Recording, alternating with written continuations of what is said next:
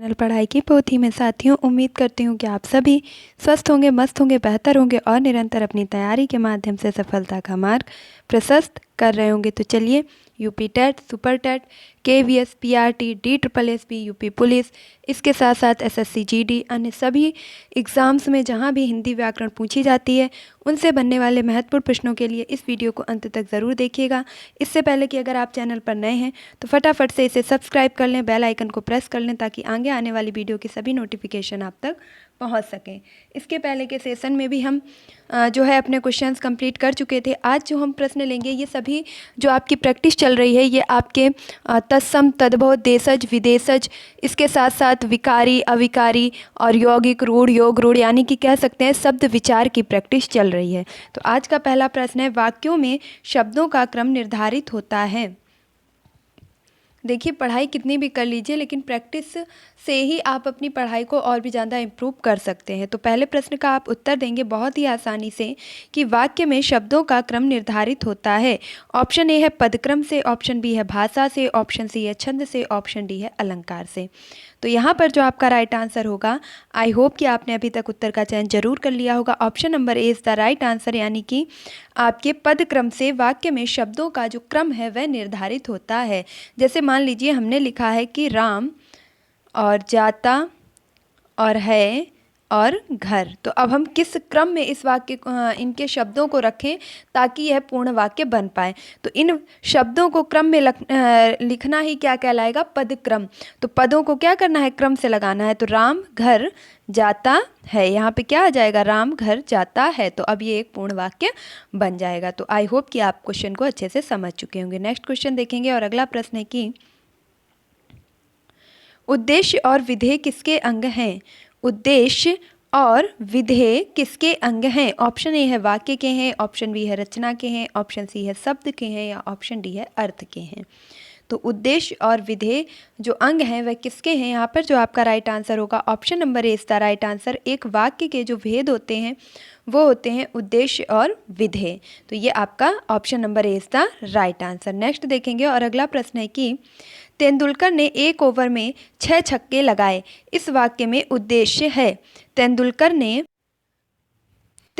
ने एक ओवर में 5 छक्के लगाए, इस वाक्य में उद्देश्य है। तो ऑप्शन ए है छक्के शब्द उद्देश्य है, या तेंदुलकर शब्द उद्देश्य है, या ओवर शब्द उद्देश्य है, या 5 शब्द उद्देश्य है। तो इस पूरे वाक्य में आपसे उद्देश्य पूछा गया है। अभी अभी हमने देखा था कि वाक्य को 2 अंग इसके बताए गए थे, और कौन कौन से बताए गए थे। तो एक बताया गया था आपका उद्देश्य और एक बताया गया था विधेय। तो अब आप याद रखेंगे कि कभी भी अगर वाक्य में उद्देश्य पूछा जाए तो उद्देश्य का अर्थ होता है कि कर्म को करने वाला, अर्थात कर्ता। पूरा जो बात है, पूरा जो कर्म है, पूरी जो टिप्पणी है वह किससे संबंधित है, कौन उसके लिए मूल है, कौन करता है। तो वहाँ पर हो जाएगा तेंदुलकर। छक्के किसने लगाए हैं, तो 5 छक्के लगाए हैं तेंदुलकर ने। तो यहाँ पर जो आपका उद्देश्य पूछा गया है तो उद्देश्य हो जाएगा आपका तेंदुलकर शब्द। तो option number B is the right answer. तो अब आप आगे से कभी भी उद्देश्य या विधेय पूछा जाए तो आसानी से कर पाएंगे। अगर यहीं पर पूछ लिया जाता कि विधेय क्या होगा तो बचा हुआ पूरा वाक्य क्या कहलाएगा, विधेय कहलाएगा। तो कर्ता को क्या कहेंगे, उद्देश्य, और कर्म जो होगा उसे कहेंगे विधेय। नेक्स्ट देखेंगे और अगला प्रश्न है कि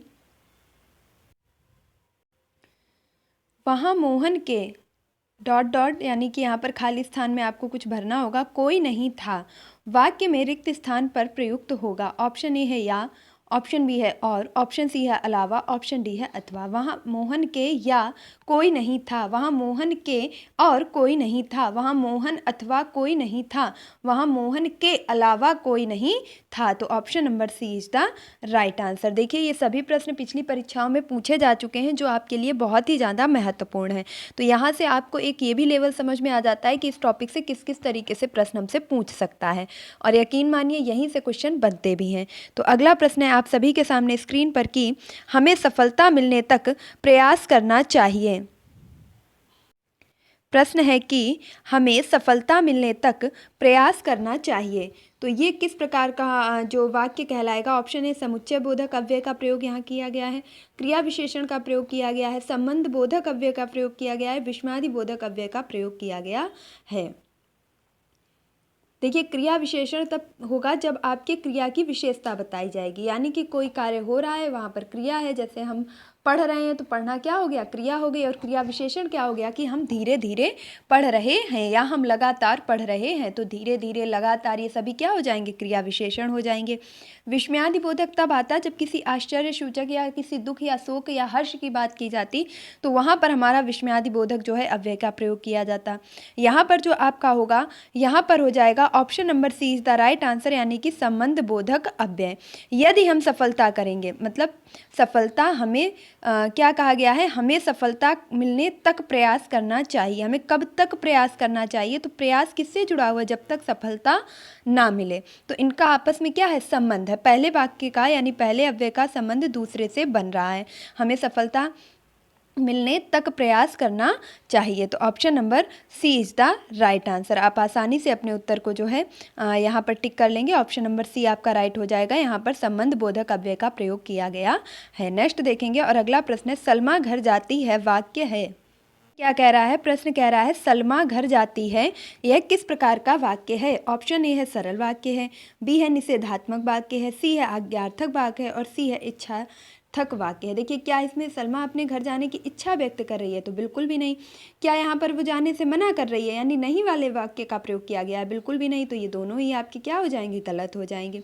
आज्ञार्थक वाक्य की बात की जाए तो क्या सलमा को घर जाने के लिए कोई आज्ञा दे रहा है या सलमा आज्ञा ले रही है, तो आज्ञार्थक वाक्य भी नहीं है। तो फिर आपका राइट आंसर क्या हो जाएगा, तो यहाँ आपका जो राइट आंसर होगा वह हो जाएगा option number A is the right answer. यह आपका सरल वाक्य है, सलमा घर जाती है, यह आपका सरल वाक्य है जिसमें एक कर्ता और एक उद्देश्य और एक ही विधेय हो, तो वहाँ पर क्या होता है, आपका सरल वाक्य होता है। नेक्स्ट देखेंगे और अगला प्रश्न है कि मेरा मित्र राकेश बहुत अच्छा चित्रकार है, इस वाक्य में विभेद है। विभेद है, देखिए पूछा गया है विभेद है। देखिए एक एक शब्द आपके लिए महत्वपूर्ण है। हिंदी जितनी सरल है और अर्थ ना समझ आने पर उतनी ही कठिन बन जाती है। तो मेरा मित्र राकेश बहुत अच्छा चित्रकार है, इसमें विभेद पूछा गया है। ऑप्शन ए है मेरा मित्र है, बी है चित्रकार है, सी है बहुत अच्छा चित्रकार है और डी है बहुत अच्छा। तो जो उसकी विशेषता बताए, जो उसके कर्म की विशेषता बताए उसे कहते हैं विभेद। क्या कहते हैं, विभेद। तो यहाँ पर हमारा विभेद क्या हो जाएगा कि वह बहुत अच्छा चित्रकार है। कैसा चित्रकार है, तो बहुत अच्छा। प्रश्न किया कैसा, तो बहुत अच्छा। तो option number D is the right answer. Rakesh बहुत अच्छा चित्रकार है। अगला प्रश्न देखेंगे और नेक्स्ट है कि वाक्यों का वर्गीकरण मुख्यतः कितने प्रकार से होता है।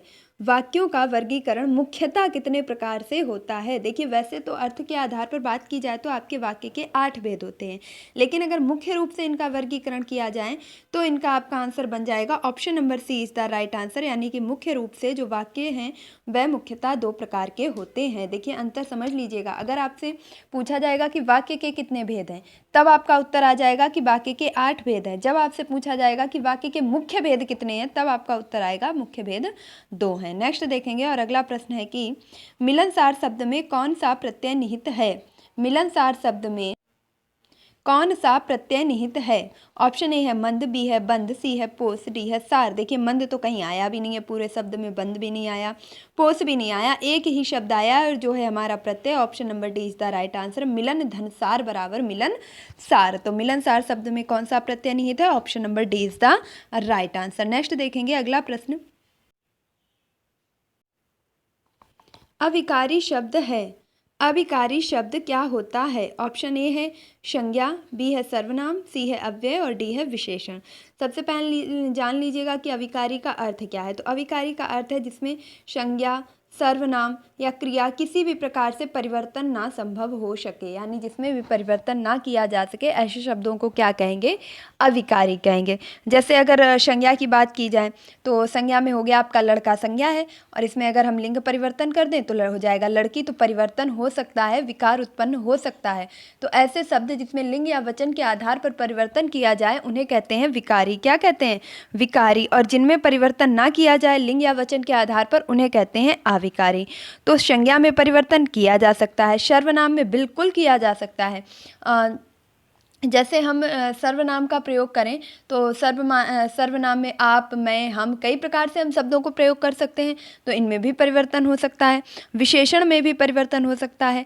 लड़का काला है और बहुत सारे हैं तो लड़के काले हैं, तो वचन के आधार पर भी हम इसमें परिवर्तन कर सकते हैं। लेकिन अगर अव्यय की बात की जाए तो अव्यय में वे शब्द आते हैं जिनका कभी व्यय ही ना हो, जो कभी खर्च ही ना हो, जो कभी परिवर्तित ही ना हो। जैसे हो गया कल शब्द, जैसे हो गया आज शब्द, जैसे हो गया कब शब्द, ठीक है। जैसे हो गया जैसे और आपके कौन से शब्द हो सकते हैं जिनमें परिवर्तन नहीं हो सकता, तो आपका हो गया बिना, बिना शब्द। तो ऐसे शब्द जिनमें किसी भी स्थिति में परिवर्तन संभव ना हो। अब कल की अगर बात की गई है, कल शब्द है, उसमें चाहे लिंग बदलें चाहे वचन बदलें, कल का तो भैया कल ही रहेगा, कल का ना कले हो जाएगा ना कली हो जाएगा। तो इनमें क्या है कि परिवर्तन संभव नहीं है, इसलिए इन्हें क्या कहेंगे, अविकारी शब्द कहेंगे। तो आई होप कि आप पूरी चीज़ों को अच्छे से समझ चुके होंगे, इसलिए आपका जो यहाँ पर राइट आंसर बनेगा वह हो जाएगा option number B is the right answer, यानी कि अव्यय शब्द कैसा है, अविकारी है। नेक्स्ट देखेंगे और अगला प्रश्न है कि उपसर्ग का प्रयोग होता है, उपसर्ग का प्रयोग होता है। ऑप्शन ए है शब्द के आदि में, बी है शब्द के मध्य में, सी है शब्द के अंत में, डी है इनमें से कोई नहीं। देखिए मध्य में होता नहीं है, अंत में होता नहीं है, इनमें से कोई नहीं होगा नहीं, क्योंकि आदि का मतलब ही होता है प्रारंभ में। क्या होता है, प्रारंभ में या शुरुआत में। तो शब्द के शुरुआत में या प्रारंभ में लग करके उसका अर्थ बदलने वाले शब्दों को ही क्या कहते हैं, उपसर्ग कहते हैं। तो यहाँ पर आपका राइट आंसर क्या हो जाएगा, option number A is the right answer. शब्द के आदि में, पूर्व में लगने वाले शब्दों को क्या कहते हैं, उपसर्ग कहते हैं। अगला प्रश्न देखेंगे। नेक्स्ट क्वेश्चन है कि मिठास शब्द में किस प्रत्यय का प्रयोग हुआ है, मिठास शब्द में किस प्रत्यय का प्रयोग हुआ है। ऑप्शन ए मीठा, बी है ठास, सी है आस और डी है प्यास।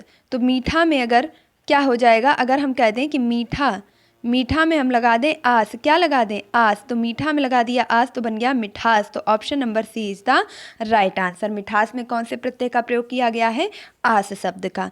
नेक्स्ट देखेंगे अगला प्रश्न। अगला प्रश्न है कि ईश्वर तुम्हें दीर्घायु दे अर्थ के आधार पर वाक्य का भेद बताइए।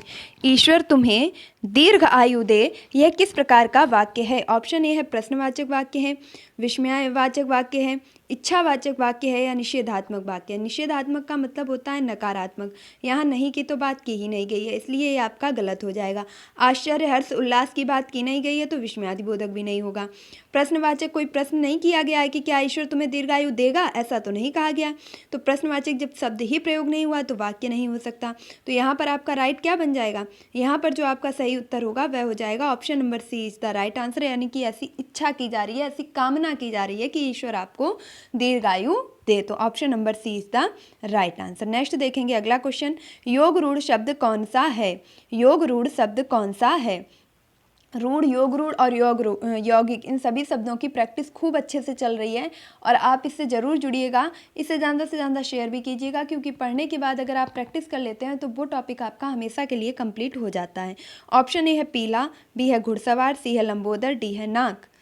तो योग रूढ़ शब्द बोला गया। योग रूढ़ का मतलब है कि जिसका तीसरा अर्थ निकले, तीसरा अर्थ से मतलब है योग रूढ़ के अंतर्गत सारे कौन से उदाहरण आ जाते हैं, बहुब्रीहि समास के सभी उदाहरण आ जाते हैं। यौगिक की बात की जाए तो उसमें आपके तत्पुरुष समास के सारे उदाहरण आ जाते हैं। तो योग रूढ़, पीला कौन सा रूढ़ शब्द है, बिल्कुल नहीं। घुड़सवार, घोड़े पर सवार होने वाला, तो ये आपका क्या हो जाएगा, यौगिक हो जाएगा। नाक आपका कैसा हो जाएगा, रूढ़, क्योंकि ना को अलग कर दें, का को अलग कर दें तो इनका कोई भी अर्थ नहीं है। तो यहाँ पर आपका फिलहाल जो राइट आंसर होगा वह क्या हो जाएगा, option number C is the right answer. लंबा है उदर जिसका, अर्थात गणेश। तो इसका किस पे अर्थ निकला, जाके एक तीसरे व्यक्ति पे अर्थ निकला और उस पे निकलने के बाद में वह शब्द रूढ़ हो गया, यानी कि लंबोदर हम और किसी के लिए प्रयुक्त नहीं कर सकते हैं। तो option number C is the right answer. Next देखेंगे, इनमें से विकारी शब्द कौन सा है। इनमें से विकारी शब्द कौन सा है। ऑप्शन ए है हाथी, बी है यहाँ, सी है इधर, डी है उधर। तो यहाँ का किसी भी पर्पज में उपयोग करें तो यहाँ का यहाँ ही रहेगा, इधर का इधर ही रहेगा, उधर का उधर ही रहेगा। लेकिन हाथी को हम बदल सकते हैं, लिंग के आधार पर हथिनी हो जाएगा। बहुत सारे हो जाएं हाथी तो कहेंगे कि हाथियों का झुंड, तो हाथी शब्द में परिवर्तन हो सकता है। और जिन किन्हीं भी शब्दों में संज्ञा सर्वनाम, विशेषण, क्रिया, क्रिया विशेषण, कोई भी दुनिया के शब्द उठा लीजिए, उसमें वचन और लिंग के आधार पर परिवर्तन करके देखिए। अगर शब्द परिवर्तित होता है तो वह कौन सा हो जाएगा? विकारी।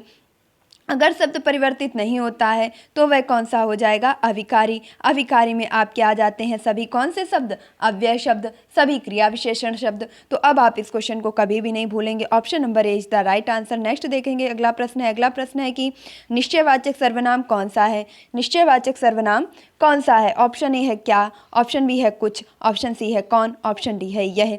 देखिए क्या आपका कैसा हो गया? प्रश्नवाचक। क्या कैसा हो गया? प्रश्नवाचक। कुछ कैसा हो गया? अनिश्चित। भैया कुछ देना, कुछ देना, कुछ कितना देना, क्या देना? अनिश्चित है। कौन, कौन भी कैसा हो गया? प्रश्नवाचक। लेकिन यह क्या है? निश्चित है। यह कैसा है? निश्चित है। यह आपका कैसा शब्द है? निश्चित शब्द है। तो यह आपका हो जाएगा निश्चित सर्वनामिक जो है शब्द हो जाएगा। तो option number D is the right answer. यही प्रश्न, यही निश्चयवाचक वाला प्रश्न, यही तो ये क्या हो गया? निश्चय हो गया। तो option number D is the right answer. Next देखेंगे अगला प्रश्न। कृदंत प्रत्यय किन शब्दों के साथ जुड़ता है?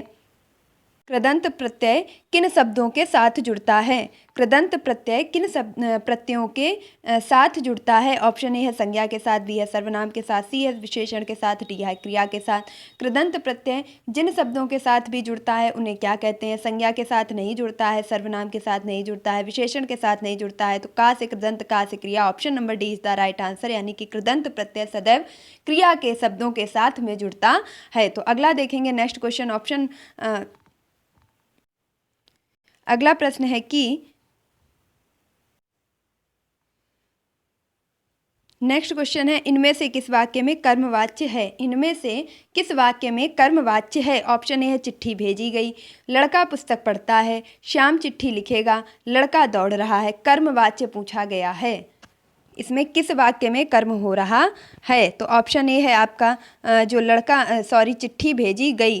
क्या हो रहा है? चिट्ठी भेजी गई। तो ये कार्य किसी के द्वारा किया जा रहा है। तो यहाँ पर option number A is the right answer. बाकी ये सभी आपके कैसे हो जाएंगे? ये तीनों हो जाएंगे आपके कृतिवाचक वाक्य। कैसे हो जाएंगे? कृतिवाचक वाक्य। तो option number A is the right answer. Next देखेंगे, शब्दों के वर्गीकरण का आधार है। शब्दों के वर्गीकरण का आधार है। ऑप्शन ए है अर्थ के आधार पर, बी है रचना के आधार पर, सी है उद्गम के आधार पर और डी है ये सभी। तो देखिए शब्द को किन किन आधारों पर वर्गीकृत किया जा सकता है। अर्थ के आधार पर अगर पूछा जाए तो शब्द 4 प्रकार के होते हैं।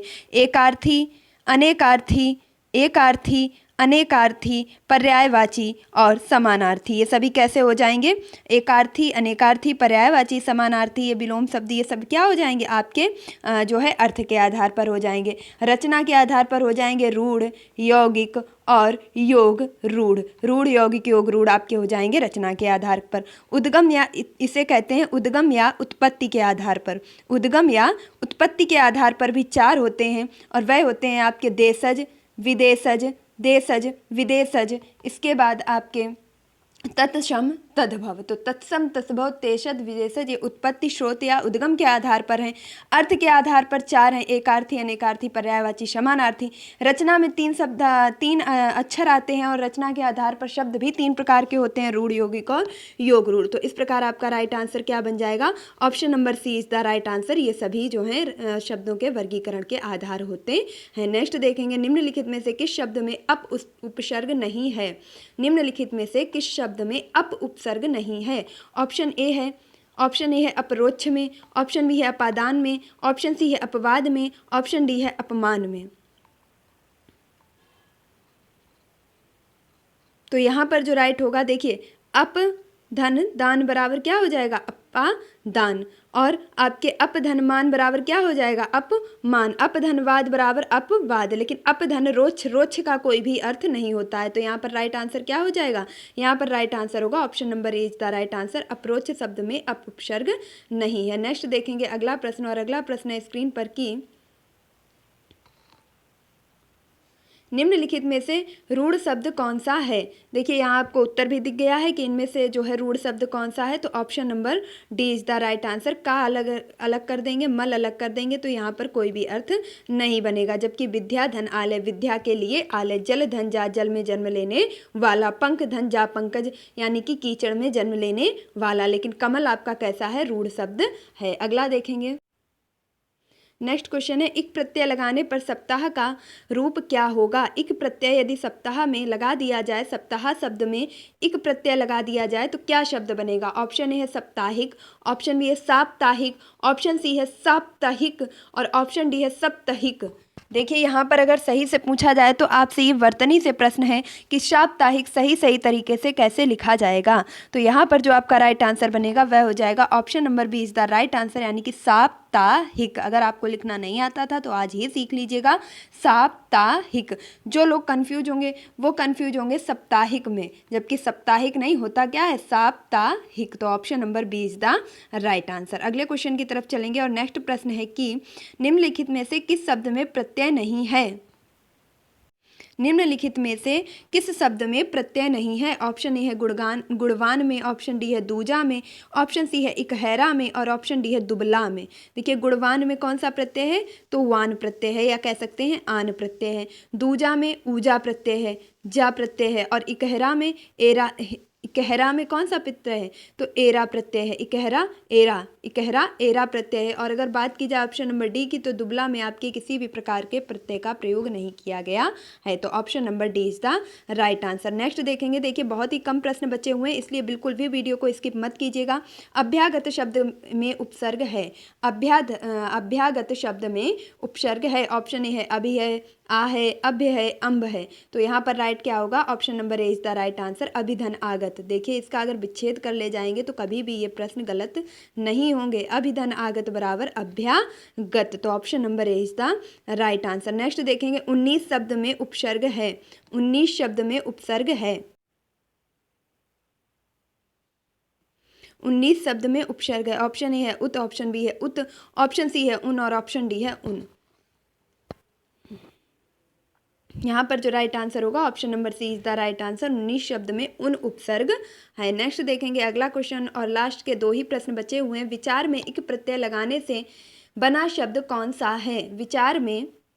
विचार शब्द में यदि इक प्रत्यय लगा दिया जाए तो कौन सा शब्द बनेगा। ऑप्शन ए है वैचारिक, ऑप्शन बी है विचारिक, ऑप्शन सी है विचौरिक, ऑप्शन डी है वैचारिक। तो यहाँ पर राइट क्या होगा, option number D is the right answer कि विचार में यदि इक प्रत्यय लगा दिया जाए तो वैचारिक शब्द बनता है। नेक्स्ट देखेंगे आज का हमारा जो लास्ट प्रश्न है, यद्यपि मोहन धनी है तथापि बहुत दुखी है। यद्यपि मोहन धनी है, कैसा है, धनी है, तथापि बहुत दुखी है। तो यहाँ पर एक वाक्य जो है वह दूसरे वाक्य पर निर्भर है। यद्यपि मोहन धनी है, ये एक बात हो गई, लेकिन ये बात अभी पूर्ण नहीं लगती। ये बात पूर्ण होती है तब जब हम जोड़ देते हैं आगे की बात, तथापि बहुत दुखी है। तो ये दोनों वाक्य क्या कर रहे हैं, एक दूसरे पर निर्भर हैं। तो ऑप्शन है साधारण वाक्य बिल्कुल भी नहीं, क्योंकि इसमें एक उद्देश्य एक विधेय होगा। संयुक्त वाक्य, 2 वाक्यों को जोड़ने के लिए जब हम किसी संयुक्त वर्ण का प्रयोग करते हैं, जैसे और है, तथा है, की है, इन शब्दों को यदि बीच में लगा देंगे तो आपका हो जाएगा संयुक्त वाक्य। लेकिन यहाँ पर वाक्य कौन सा बनेगा, option number C is the right answer, इसे मिश्र वाक्य के अंतर्गत रखेंगे। तो ये कौन सा वाक्य हो जाएगा, ये आपका हो जाएगा मिश्र वाक्य। तो तथापि मोहन धनी, यद्यपि मोहन धनी है तथापि बहुत दुखी है, ये किस प्रकार का वाक्य हो जाएगा, ये हो जाएगा आपका मिश्र वाक्य। तो इस प्रकार हमने अपने आज के जो 30 क्वेश्चंस हैं वह कंप्लीट कर लिए हैं। आई होप कि आपको ये वीडियो ज़रूर पसंद आया होगा, अपनी परीक्षा की दृष्टि से हेल्पफुल लगा होगा। तो प्लीज़ प्लीज़ प्लीज़ अगर आपको ये वीडियो थोड़ा सा भी पसंद आया तो इसे लाइक करना बिल्कुल भी मत भूलिएगा। आपका एक लाइक जो है मेरा ये हौसला बढ़ाता है कि मैं जल्दी से जल्दी नेक्स्ट वीडियो ला कर के आपके सामने उपस्थित हूँ। और अगर आपने अभी तक चैनल को सब्सक्राइब नहीं किया है तो क्या कर रहे हैं, फटाफट से इसे सब्सक्राइब कीजिए, बेल आइकन को प्रेस कीजिए ताकि आगे आने वाली वीडियो की सभी नोटिफिकेशन आप तक पहुँच सकें। और अगर आपने इसे शेयर भी नहीं किया है तो अपने दोस्तों के साथ शेयर करें ताकि प्रैक्टिस के माध्यम से वो भी अपनी तैयारी को और भी ज़्यादा बेहतर बना सकें। मिलूंगी अपने नेक्स्ट वीडियो में, तब तक के लिए खुश रहिए, मस्त रहिए, पढ़ाई में निरंतरता बनाए रखिए, अपने माता पिता गुरुजनों का सम्मान कीजिए और पढ़ाई की पोथी को सपोर्ट कीजिए। मुझे आपके सपोर्ट की सबसे ज़्यादा ज़रूरत है। इस प्लेटफॉर्म को अब आप लोगों को ही आगे भी बढ़ाना है, तो प्लीज़ इसे ज़्यादा से ज़्यादा शेयर कीजिए, सब्सक्राइब कीजिए। धन्यवाद and thank you for watching this video.